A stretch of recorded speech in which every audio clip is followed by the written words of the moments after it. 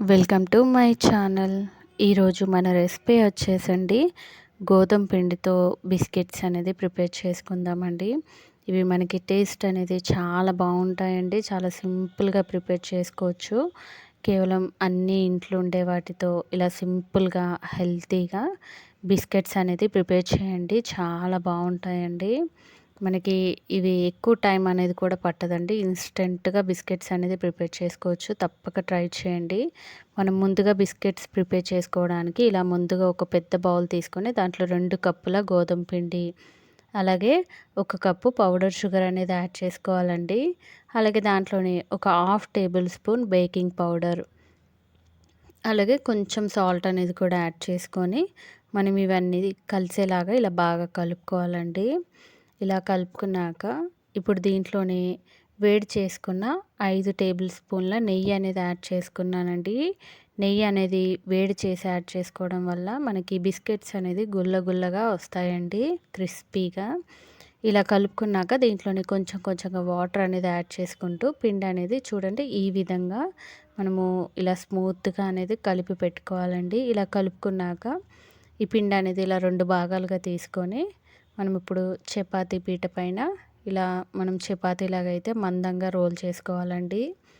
అరించు మందంగా రోల్ చేసుకున్నాక ఇలా ఒక వాటర్ బాటిల్ క్యాప్ అనేది తీసుకొని చూడండి ఈ విధంగా బిస్కెట్ షేప్స్లో అనేది కట్ చేసుకోవాలండి. చూడండి అన్నిటినీ ఇదే విధంగా బిస్కెట్స్గా అయితే నేను అనేది రోల్ చేసి కట్ చేసి తీసుకున్నానండి.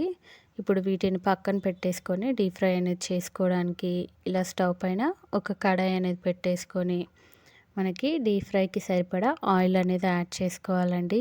ఇలా ఆయిల్ అనేది వేడెక్కాక మనము ప్రిపేర్ చేసుకున్న బిస్కెట్స్ అనేది ఒక్కొక్కటిగా ఆయిల్లో యాడ్ చేసుకొని స్టవ్ అనేది మనము మీడియం ఫ్లేమ్లోనే ఉంచుకొని మనం ఇలా ఒకవైపు వేగాక ఇంకో వైపు అనేది ఇలా టర్న్ చేసుకుంటూ బిస్కెట్స్ అనేది వేయించుకోవాలండి.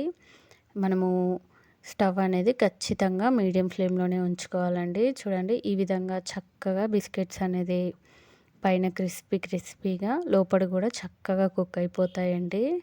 ఇలా 2 వైపులా బిస్కెట్స్ అనేది వేయించుకొని తీసుకున్నానండి. మిగతా వాటిని కూడా సేమ్ ఇదే విధంగా నేను బిస్కెట్స్ అనేది డీప్ ఫ్రై అనేది చేసి తీసుకున్నానండి. మన గోధుమ పిండి బిస్కెట్స్ అయితే రెడీ అయిపోయాయండి. చూసారు కదండి, మన గోధుమ పిండి బిస్కెట్స్ అనేది రెడీ అయిపోయాయండి. ఇలా అన్నీ ఇంట్లో ఉండే వాటితో సింపుల్గా ఇలా హెల్తీగా పిల్లలకి గోధుమ పిండి బిస్కెట్స్ అనేది ప్రిపేర్ చేసి పెట్టండి.